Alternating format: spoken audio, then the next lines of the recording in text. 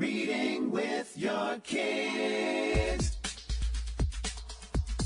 Hola, ni hao, konnichiwa, assalamu alaikum, shalom, mahaba, monamili wanji, namaste, jumbo, bienvenidos. Hi, my name is Jedley, and this is the Reading with Your Kids podcast. We are coming to you from the beautiful neighborhood of Reedville in the southwest corner of Boston, Massachusetts.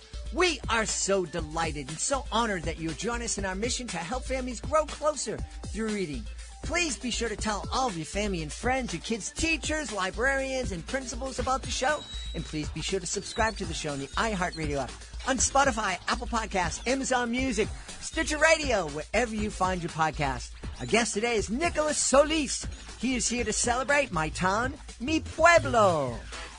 Before we invite Nicholas into the studio, we want to let you know that this episode of the Reading with Your Kids podcast is brought to you by Fault Lines in the Constitution, the Framers, their fights, and the flaws that affect us today, written by Cynthia and Sanford Levinson. Many of the political issues we struggle with today have their roots in the U.S. Constitution. Husband and wife teens Cynthia and Sanford Levinson takes readers back to the creation of the historic document and discuss how contemporary problems were first introduced. Then they offer possible solutions. Think the Electoral College, gerrymandering, even the Senate. Many of us take these features in our system for granted, but they came about through haggling in an overheated room in 1787, and we're still experiencing the ramifications today. I literally just finished interviewing the Levinsons, and they are fascinating. They are passionate about this project. It breaks down a very complicated and somewhat intimidating subject and makes it accessible for kids. To be honest with you, it makes it accessible for somebody like me. It's a great way to talk to your kids about politics in a way that's not going to break into a battle royal. It's going to teach your kids how to have important conversations about important things in a respectful manner. Check it out today.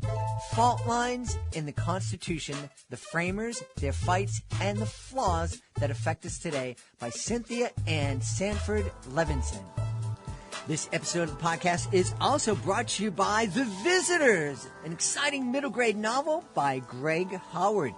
In Greg Howard's latest middle grade novel, The Visitors, the spirit of a 12-year-old boy spends his day stuck at the deserted Hollow Pines plantation in South Carolina, in the Low Country, with no recollection of his name, how long he's been there, and no idea how to leave. But when visitors around his age from the living world arrive, the boy feels a spark of hope. As the visitors investigate a mystery of their own for a podcast, for a school project, the boy's long-buried memories begin to shake loose. He wonders if maybe they could help him uncover the dark secrets of his past in hopes of finding a way to finally move on. But Hollow Pines doesn't like visitors, and with a malevolent spirit lurking in the shadows and painful memories buried deep, and for good reason, the boy wonders if he'll ever find his way home or be stuck in Hollow Pines forever. I really loved having Greg Howard on the podcast. This is a really powerful book. It will spark some really great conversations within your family. Check it out today. The Visitors by Greg Howard. Join us right now from Austin in the great state of Texas. Our guest is here today to celebrate his brand new picture book. It's called My Town, Mi Pueblo. Please welcome to the show award-winning teacher, author, illustrator, and failed game show contestant. Here's Nicholas Solis. Hey, Nicholas, how are you? Hey, Jed, how you doing today? I'm wonderful. All right, I want to get into My Town, Mi Pueblo, but I got to ask, the failed game show contestant? Yeah, about a few months before I was getting married, I got onto a show called Hollywood Game Nights, and it was a great experience. I was on a team with Eva Longoria and a couple of other people who were pretty famous, and I was going against Kevin Pollak and some comedians, Nick Swartzen and stuff. And so it was an awesome experience. It was just amazing. I lost, so I could have won $25,000. I did not. I lost, but I still had a blast. So it was, that's why I threw it on my website. That's the you know that it's those once in a lifetime experiences that very few people get a chance to experience, and why not celebrate it? Exactly. Yeah. So, My Town, Mi Pueblo. Tell me all about this book, please. It's a book that I love. It's my third book that I have coming out. My first book was a staring contest, and that was more of like a funny book where you break the fourth wall and you have a staring contest with the book, and you try to read the whole thing without blinking. Then my second one was The Color Collector, and that was more basically me growing up and being kind of having a sad childhood. Parents divorced quite a bit, so I would start new schools and I'd be lonely and sad, and I was always waiting for that one kid to say hello. And so a kid finally said hello, and it kind of changed my world. And so I wanted to write a story about that, as far as like how kids have power, and to try to show them the power of kindness. And then My Town, Mi Pueblo was more kind of going back to my roots. I grew up in Austin, Texas, but every holiday, every summer, we were down in the valley, and we'd drive 6 hours down to Brownsville. My grandma lived 5 minutes away from the border, so we'd walk across the border. And back then it was easy. We'd go across, we'd see, family and friends, we'd eat delicious food, and we'd go shopping. And that was the biggest thing, like learning how to negotiate in Spanish and stuff. And so, I miss those times. And as time has gone on, we've had more and more security and more kind of like walls that are kind of separating us and pulling us apart. And so I was inspired by this. The day I wrote this, I was inspired because I saw people arguing on the news, and I was getting really, really sad about it. I was getting sad about this idea of like kids seeing people arguing all the time on the news. And I wanted something that would like celebrate our differences, but would also respect our similarities. And so that's kind of where this book came from. Cool. I love that idea. And I am like you. I miss the days when I've never walked across the border with Mexico, but I've walked across the border with Canada many times. And, I miss the days when I could just show up and, my best border story is traveling from one school in Vermont to another school in Vermont at the very, very top of the state in a town called Derby Line, because they are the line. They're right on the line. And I remember driving, and I got directions, and I came around a corner, and there was a big sign that said, "Prepare to stop. You're entering the United States." And when I got up to the border crossing, I said, when did I leave the United States? I don't remember. And by the way, I had to wake up the border agent, and he just waved me through. But that's not happening anymore, and that's a real shame. Yeah. And if you look at it, I mean, honestly, even back then, if you look at the two borders, north versus south, we have borders. We have a border line in the middle of a library in Canada, where it's literally a piece of tape where you could walk back and forth. And yet, all along the southern border, we're talking about higher walls. We're talking about shipping containers. We're talking about all these things that it doesn't seem necessarily fair if you're really talking about border security on both ends. And so it's just a very interesting thing to think about. But like I was saying, back then, like the lines were short. You could walk through pretty quickly, pretty easily. I didn't when I was a child, I didn't have any documentation, but my father would have his driver's license, and that's how we get back.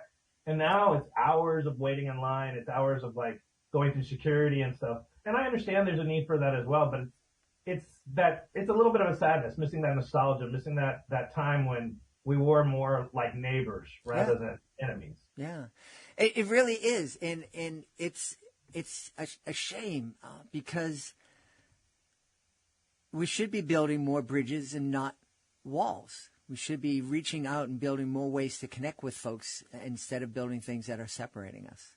And there's hope. Like I've seen lately, there's along the border, in the southern border, instead of doing these giant walls, they're doing these giant parks now. And so like they're starting to create these like open areas where you still have, the water that kind of divides us and stuff, but it's all natural. It's all, part of the trees, and it's a park for people to play. And it's kind of, this idea of like that we have so much more in common, so we should start looking for those things. And I've been a teacher. This is my 23rd year of teaching, and I've taught. And there's been a lot of times where I've had students who, they hadn't seen their parents in a few months, or the dad was, across the border trying to work up and save money to come across. And so it's just that tears you apart. Like we separate these families and we separate these kids, and I'm just kind of tired of it. And so I wanted a book that was going to be more inspirational, a book that was going to teach this next generation that we should really look for, all those things that we really do have in common. Yeah. So who are we going to meet in My Town, Mi Pueblo? Well, My Town, Mi Pueblo is a story of two cousins. And the way I designed it, and the way I actually, I know we're on Zoom right now, so I'll try to be as expressive with my language as possible. But the way I designed it is the two cousins are visiting each other's town. And what you see in the spread, and I'll hold the spread up for you, but what you see in the spread is that on one side it goes like, this is my house. On the other side it says, esta es mi casa.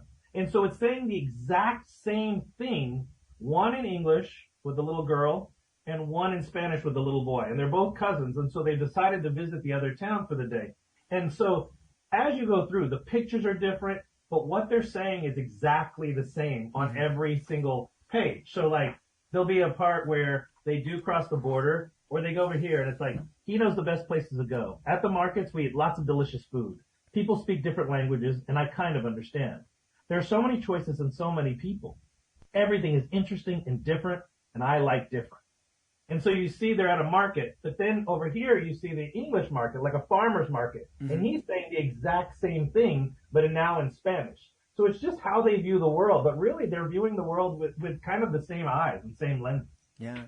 And that's really true. As somebody who's been teaching kids for 24 years, you are able to, you're better able to kind of look through that perspective and look through those eyes, and seeing that kids don't see the red states and blue states and all that other nonsense that adults spend way too much time arguing over. Yeah, it reminds me of that viral video where these kids one was black and one was white, and they were wearing the same shirts, and like, we're twins, and we're gonna trick our teacher so she can't tell us apart. But kids don't look for those things that split us up. Kids are always looking to connect, and I think there's a sweetness and an innocence there that I want to bring back to classrooms. I want to bring back to bedrooms where kids are getting to read these with their parents, and so they're really kind of saying like, oh, I have this in common with this person. I have this in common or this in common. And if there are differences, be like, oh, that's cool that it's a difference, and I really like that. And so that's kind of what I'm hoping with My Town, Mi Pueblo. Yeah.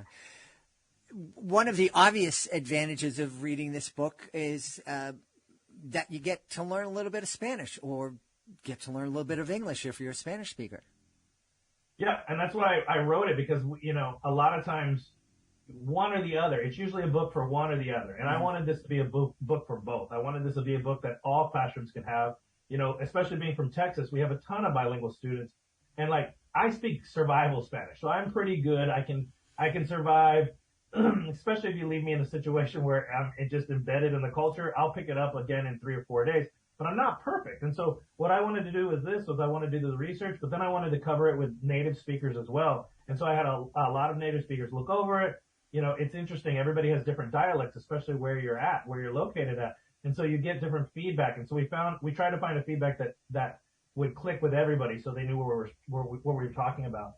But I really like this book because it's kind of like a double book. And that's what I'm hoping. I'm hoping that anybody can use this. You won't have to buy 2 books, one in English and one in Spanish. Mm-hmm. You'll get it both here. And I'm hoping you'll make that connection. Spanish kids will be able to learn a little bit of English. English kids will be able to learn a bit of Spanish, and back and forth. Yeah.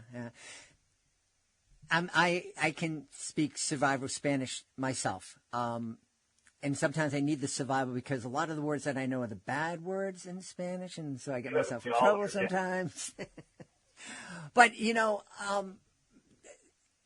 I'm much older than you. I grew up in a time where learning languages wasn't celebrated.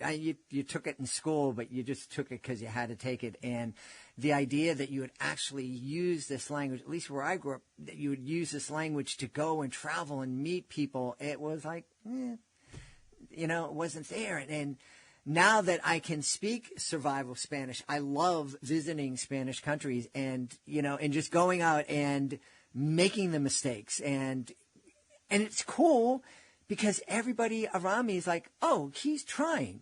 Yeah. So we're going to give him credit. And yeah, you just said something really stupid, but we know you didn't mean it. It's okay. Well, and speaking of that, like, both my parents are fluent. Like, all my family's fluent, especially they were all born in, the Brownsville and the Valley area. That's the tip of Texas, right at the very, very bottom. And so they're all fluent, but they grew up in a time when you would get punished at school if you were speaking Spanish. And they grew up in a time when it was looked down upon. And so it was this idea of like sacrificing part of your culture in order to be successful in a different part of culture. And so a lot of like, a part of it is I think I had a harder time taking up the language, but also I wasn't spoken to as much because they knew it was kind of a hindrance. And so, now I took it in middle school, I took it in high school, I took it in college, and I wish I had become, that's one of my biggest regrets, that it's not like I'm not completely fluent. But I remember my wife and I were teaching in Africa for a summer in Morocco, and we were taking a weekend trip, and in Morocco, like, they speak every language. It was crazy. And so, they speak Arabic, they speak French. Those are the big ones. We were walking in a little town and somebody started speaking Spanish to me because they could see this color of my skin. And it was such a connection. Like, I knew they didn't speak English, but I was like, I know Spanish. I know that. I know what you did. So it's just amazing, like, connection with these people that, these kids are speaking 3, 4, 5 different languages. And so it was amazing to finally, like, be able to connect and ask them directions and ask them that, food recommendations, things like that. And so, if anything, I want that for my child as well. I want that connection. I think languages connect us. I think travel connects us. And I think we need to stop having all these walls up, finding those bridges and starting making those connections with others. Yeah. One of the things that we celebrate here on the podcast is the fact that, it's great that a book can be a mirror and that a kid can see themselves positively portrayed in the pages of books, especially kids who haven't had that opportunity in the past. But I love the fact that books can also be a window and can give everyone a peek into different cultures. And just like my town, my Pueblo, give us a chance to say, yeah, that's different, but not really. And I think that's what you're going to see here in this book. Like, there's a spread when they're celebrating holidays, right? And so I couldn't say Halloween. I couldn't say, Cinco de Mayo. I couldn't say any of that stuff. And so it's more like on holidays, our towns love to celebrate. The sights and sounds and smells fill me with happiness. And so on one side, you're seeing, Desde Septiembre, but on the other side, you're seeing like fall or a Halloween festival. But they're literally still saying the same thing. And I think kids are going to be like, oh, I celebrate that, or oh, I know someone who celebrates that. And I think they're going to see themselves in this book. And so it is that eye-opening of whether it's a mirror or whether it is a window where they get to see another culture or they get to see themselves in the book as well. Yeah. And that's a big thing that I've been pushing, and I've been lucky to work with some really great publishers too, that representation, seeing kids with my skin color on the cover, having that show up and having everybody be as represented as possible in my stories. Yeah. I think it's so very, very important. And again, for both ways, it's really important. It's really important for kids who look like me to see kids who look like you and vice versa. I agree. Yeah. Hopefully not too many kids look like me with the bald head and, all the wrinkles and everything. But you get my point. Well, I'm getting up there too. I'm 44 with a 2-year-old. I feel exhausted all the time. I waited too long. You wait. I remember having conversations with my beautiful wife when I was around 42 or so, and she said, "Well, do you want to?" We had 2 really wonderful kids, and she said, "Do you want another?" And I said, "Well, it really is up to you. You have to carry the baby, and you put your health at risk." I said, "But whatever it is you're going to decide, do it quick, because I am getting old." And we're discussing, should we have another one? Well, we want another one, but we got to start figuring it out soon, because I'm just getting more and more tired every day. This is awesome. You're talking about cultures and celebrations. I think kids, I think that's a great place to start kind of making those bridges is celebrations, because kids love to celebrate. My beautiful wife is originally from Puerto Rico, so we celebrated all the different holidays, and especially at Christmas time, we celebrated Christmas. We also celebrated El Dia de los Reyes, the Three Kings Day. And when my son was in kindergarten, he went to school and he told everybody about the gifts that the three kings brought him on El Dia de los Reyes. And, and that he put the shoebox out that was filled with a little bit of hay, and they left the gifts, and all his friends were so disappointed that they didn't get anything, and they went home to their mothers, and I was getting phone calls. What are we supposed to do with the shoebox, and what's going on? But, and like, I completely agree with you, because every year around the holidays, I hit every holiday. So we talk about Christmas, but we talk about Hanukkah, we talk about Chinese New Year, we talk about Las Posadas, we talk about, if it's around that area, like, we're hitting it. And kids are fascinated. Like, and, sometimes you might have a parent like, well, are you talking about religion? No, I'm talking about world cultures. And I'm talking about ways to connect. And every kid loves a celebration. It doesn't matter who the kid is. They want to know and they want to learn. And there's some fascinating books out there. And I'm lucky enough to have a giant library in my classroom, like a personal, I'm addicted to books. So I just keep buying new books all the time. And it's just filled. And so whenever I find a good book, I want to add it to the classroom, and kids will gravitate to, especially to celebrations. So they want to see what other cultures are doing and how they're doing it. Yeah. We spend so much time separating ourselves and just finding ways to kind of stay away from each other, when it's so much easier and it's so much more fun to find ways when we connect. I couldn't agree more. And I mean, if you think about it evolutionary, like, that's what we had to do when we were, thousands of years ago, but now it's, I feel like with everything, we have so many things at our fingertips to connect more. No, especially with good and bad of social media. And I'm not always loving social media, but there is this connection of, like, somebody who hasn't found their people in the middle of nowhere now has a way to connect that they understand that they're not alone. And I think that everything is around us, opening up the world for us to connect. And yet there are people that are trying to keep us separate, trying to make us upset, trying to make us not like them versus us.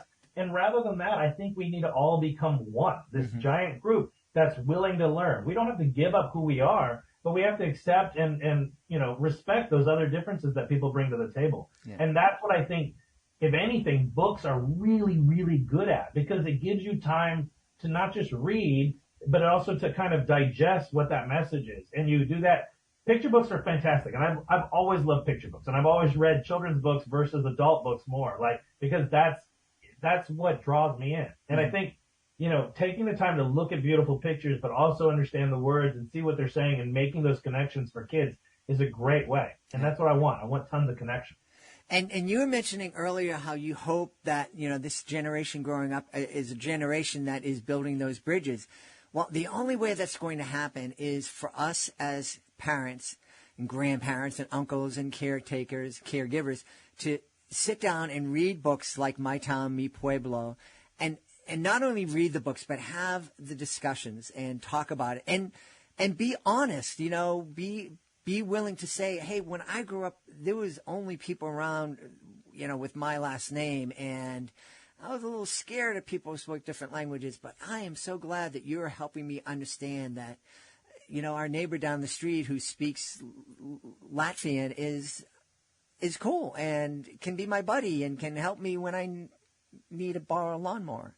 And, and that's the way we're going to make that change. It's like our kids aren't going to do it magically by themselves.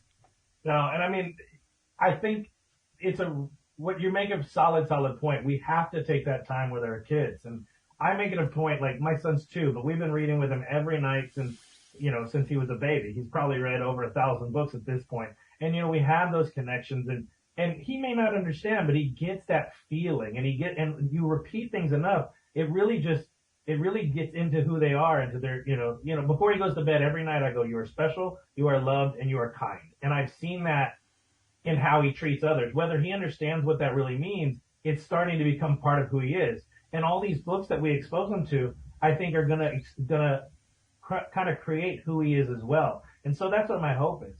When I started teaching years ago, there was no family circles or community circles. There was no, I was the teacher. I told you what to do, and you got to go do it. And like, that was just it. And as time goes on, we've learned and to adapt, and we have these family meetings and where we talk about, I'll read a book, but I won't say anything. And I'll be like, why do you think I shared this book with you?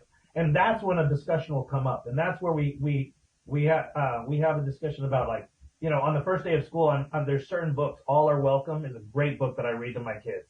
I read my book, The Color Collector, now to my students as well. I read The Invisible Boy. Like, these are books that I bring in, and I don't really tell them why. I say, why do you think? And that creates this discussion. And I think kids are way smarter than we give them credit for. And all they're looking is for that key to open up their mind. And I think picture books do that. Yeah, absolutely. You, I'm sure, know this, but I just want to let you know, I am so proud of you as a dad, taking the time every night to sit down and read with your kids. And as a teacher, you probably know that by the time that your child, who's been read to every night for 20 minutes a night or 15 minutes a night, by the time your child gets to preschool or kindergarten, he or she will have heard over 800,000 more words than their peers who haven't been read to. As a teacher, as someone who's, working with kids from all socioeconomic groups and ethnicities and whatnot, how can we narrow that gap? Because at that, when your kid gets to school with that advantage, that's not going to disappear. He's just going to keep on adding to those words. And a lot of the kids who aren't read to get left behind. And how can we motivate those families that are struggling? Maybe they don't speak English, and maybe there's lots of jobs and that they have to do, and that they come home and they're tired because they're working 3 jobs and not because they're 44 and they waited too long to have a kid. But how can we get those families to understand how amazing it is to read with your kids, not only for the kids but for us too? And it's a difficult question, because I have worked in Title I schools where the parents, it's easy to say, oh, your parents aren't spending the time with them, but it's really, these parents are survival mode. They're trying to do whatever they can to make sure they have food on the table. For me, I think the easiest and best thing to do is to provide access, access to books, access to not just English books, but Spanish books, Mandarin books, any books that will connect with the language and with the culture. I think we've done a much better job. I think in the past, there's been some limitations as far as how parents connect with books, because if a kid goes home and they're learning, English, or they're at school, and even in a pre-K program where it's very, very young, but they're bringing back English books, it might be hard for some of these Spanish-speaking families to read those books. And I think you haven't in the past seen yourself in these books. And I think we've made a giant leap forward. And I know everyone's seen that infographic about representation of different ethnicities with children's books. But I think we've made a giant leap forward where we are pulling in more BIPOC authors, and we're putting in own voices authors, and we're bringing these people in that have a representation, that know what the culture is. And so, like, even if you can't read the book, you can still look at the pictures. And you're now connecting with your child and with your culture. I like to read, and it's not just me. My wife is fantastic. She's actually reads more with him than I do. But I like to read, like, wordless picture books sometimes, and just have a discussion. And so I think there's ways in to connect, even with families that might not speak the language or might not even be able to read. We can still share those books. And I think, like I said, finding representation, finding things that connect with you, finding wordless picture books to be able to talk about are all great things. But I really do think we need more books. It's that simple. We need access to it, whether it's at, we have HEB, which is our grocery store. There's a lot of nonprofit programs that give out free books all the time. I present with Texas Book Festival sometimes at parks, and if you show up, you get a free book. There's things out there, so if you don't have the money, but you can find the time, you can have access to these books, and that's what I really wanted to get books into the hands of everybody. Awesome. And this just came to mind. It's not related to your book necessarily, but there's this thing called Free Comic Day. And when you go into, I think it's nationwide, you go into a comic shop on these certain days, I think it's 2 times a year, and you get a free comic book. And that's a great way, especially get those reluctant readers back into reading.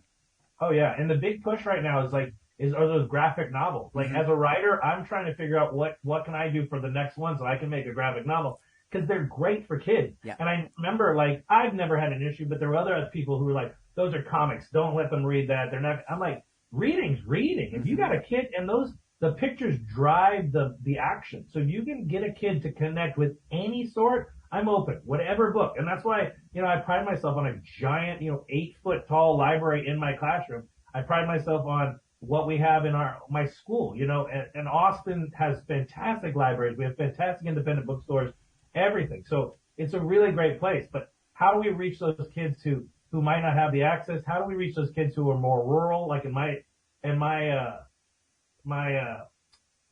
independent school district where I work, there's not a lot of public libraries for those kids. And so that's what I want to see more of. I want to see more access. Yeah. Well, I know people are going to want to know where they can get access to find out more about My Town, Mi Pueblo, and find out more about you.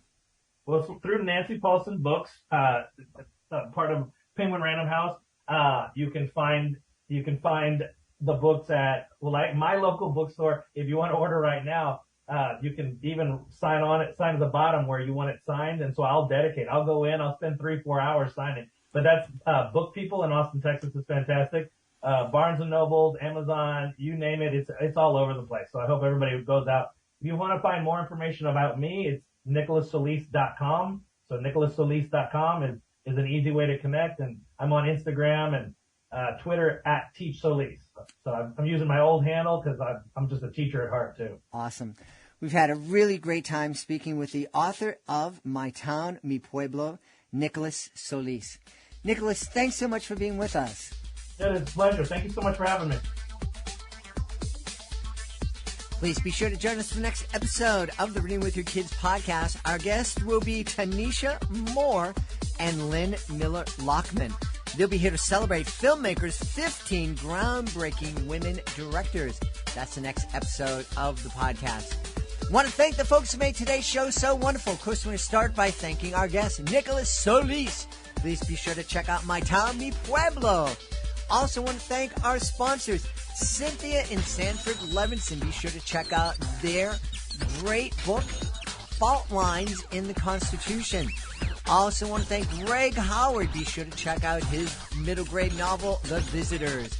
I want to thank my team, Fatima Khan, Rory Grady, Mirabella Q, Nicole Belcastro. I want to thank my beautiful wife for all the support she gives me. Most of all, we all want to thank you. Thank you so much for taking the time to join us today. And as always, thank you so very much for taking the time to make the world a better place by reading with your kids. I'll be looking for you in the next edition of the Reading with Your Kids podcast.